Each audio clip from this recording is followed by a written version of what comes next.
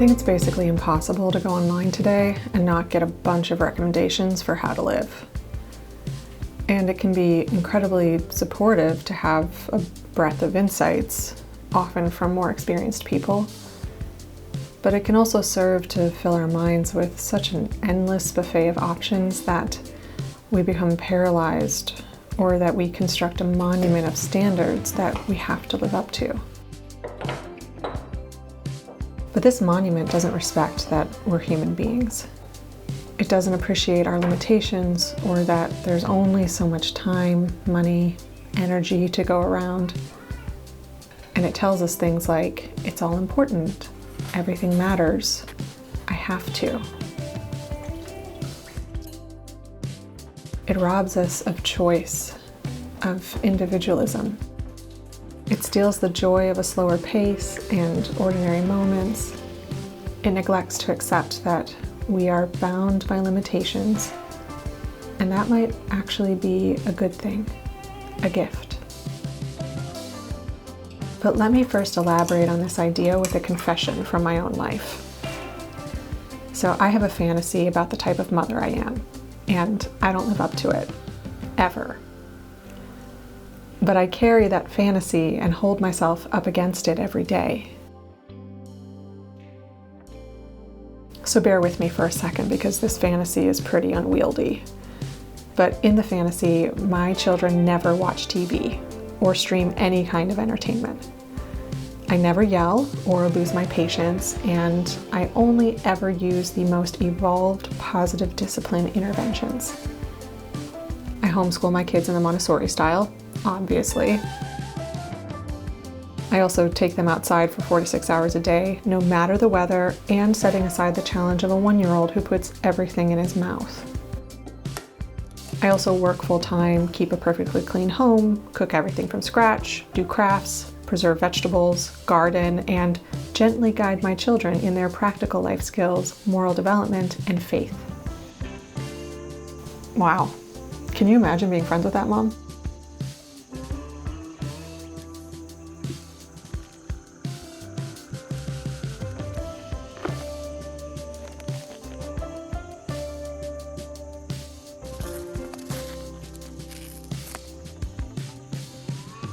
Now, my analytics tell me that I'm exclusively talking to women, so ladies, let's talk honestly for a minute.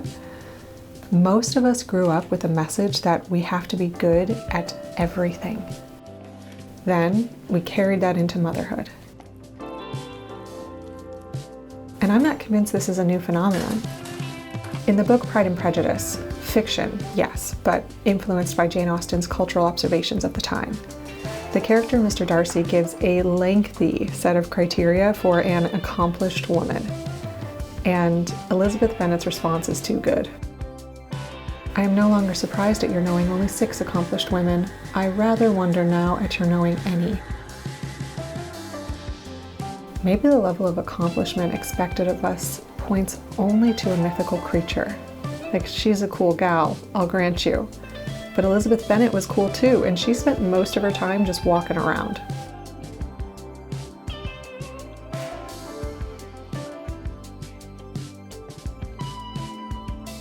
But if this isn't new, it also means our mothers felt it, and our grandmothers and great-grandmothers. This is a multi-generational burden, and it's too much. We're demanding too much of ourselves. And we're not doing it anyway. We're just carrying the burden and inevitable resentment around. Keep going. Get as much of that black dirt.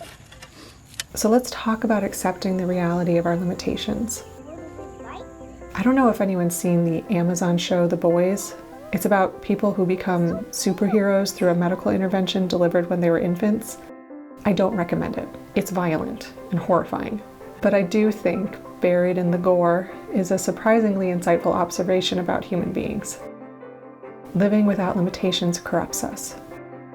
It separates us from everything that's good, real, and meaningful. We're meant to be finite. It's how we were built. Our limitations keep us grounded in what really matters. And for a long time, I thought it was possible to be this fantasy mother I'd constructed. I just needed to find a way to do everything more efficiently. But now I'm wondering how much of this fantasy is a rejection of who I am, a belief that I am not enough for my kids, and an unwillingness to decide what really matters to me.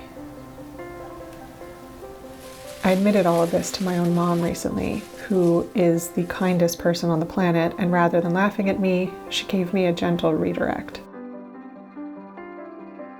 She said that I was made uniquely, but not by accident. God made me. He meant for me to exist and to be the mom to these 2 kids.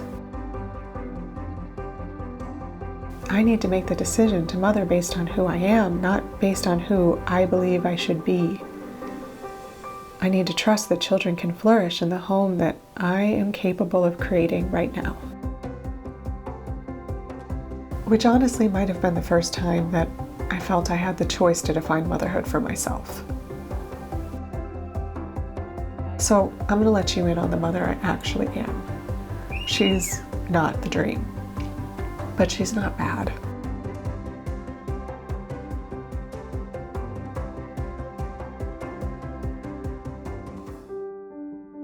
I let my preschooler watch 2 hours of TV a day, and that's probably not going to stop.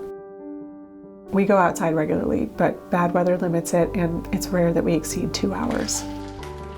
I'm an extrovert, and so is my daughter, so while we enjoy home days, we like our activities around town too. I cook simply, and I repeat a lot of our meals and snacks. Some things are from scratch, and many are not. Also, I couldn't tell you anything about probiotics or the perfect mix of foods for optimum nutrient absorption. I don't even know what that means. I make perfect chocolate chip cookies, but they're not my recipe. I make zero effort toward formal education for my daughter. She's 3. What's the rush? My house gets cleaned only when absolutely necessary, but it's simple and well organized, and we're comfortable. I hate doing crafts, but I appreciate people who have those skills. And as of now, my husband does most of the gardening around here. I dance with the kids and let them help around the house. And when they need my attention, I get down at their level and look them right in the eyes.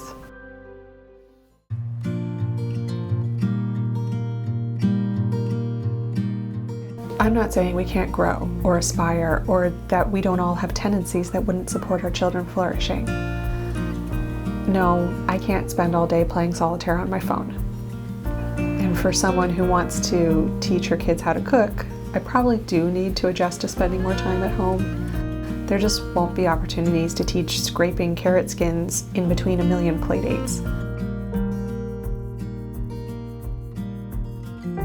But I'm asking, who are you today? Because she's your reality, and frankly, growth has to start from who we are today anyway. You know, I was willing to accept that I couldn't have all the things. Potted plants that require daily watering? Nope, don't have the capacity. 50 outfit options? Okay, bye. But fulfilling all my wildest dreams about the type of mother I'd be and how I'd live that out every day, those are hard to declutter. Right there, Mama! Right